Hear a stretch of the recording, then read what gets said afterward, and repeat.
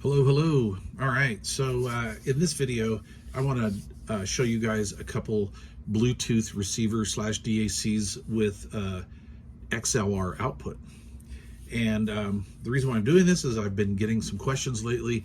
Hey, Mike, what do you guys suggest for just plugging into like a DJ mixing board, something like that? And I'm like, okay, cool. We can do that. We can take care of that. So here's a couple suggestions for you. All right, so this is a fairly new product. This is from Blafili. Michael, the guy that owns this, is a really nice guy. Good customer support. A new company, newer, and yeah, they're really giving it a good go at it. That's for sure. Anyway, this is the Blafili XLR. This is a mono Bluetooth receiver and DAC. It's also self-contained. So this is a Bluetooth 5.1 receiver, of course in mono, and I get good receiver range with this. This gives me easily 60 feet. I could go a little bit more in the house here, but I've gotten a little bit of picket fencing. So if you were out in like a hall or a church or something like that, that shouldn't be a problem. I think this will give you adequate range, that's for sure. Bluetooth side of this sounds beautiful. It's a great sounding device. Bluetooth 5.1, anything above Bluetooth 5.0 is just, for the most part, pretty darn good sounding.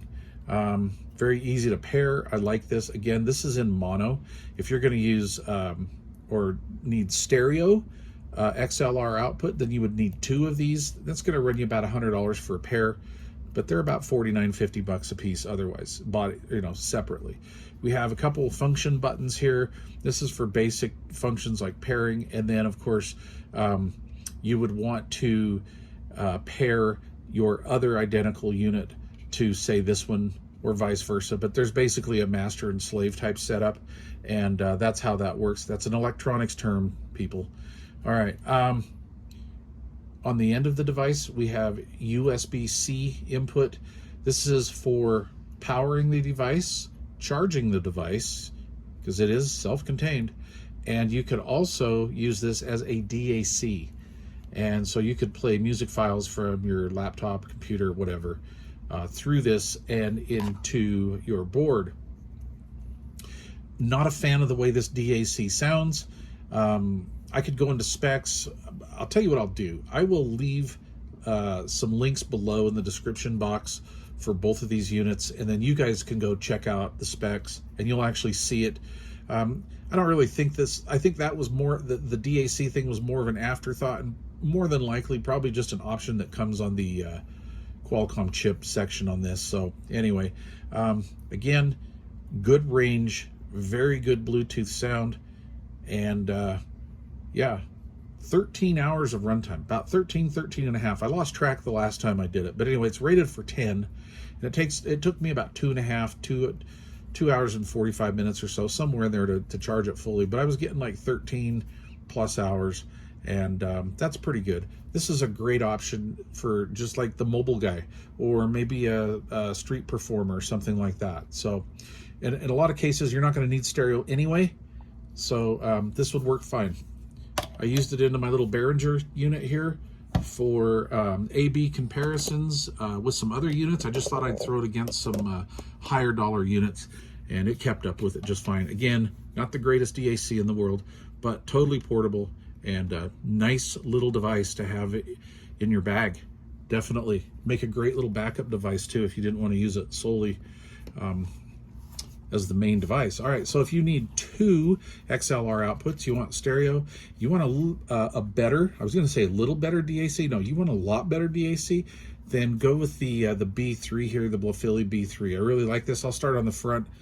So basically, the styling here is really cool. It's a nice box. It's a nice enclosure. Seems to be pretty heavy duty. I haven't really knocked it around too much, but I've had this for, like 6 months or more. And it's not getting scratched up. It seems to be holding up pretty good. I actually use these devices, so just so you know, they don't stay in the box. They get used. I like to come back and reevaluate them and then give a and then give you guys update videos, and I'll be doing one on this here soon. And anyway, so the front is really clean.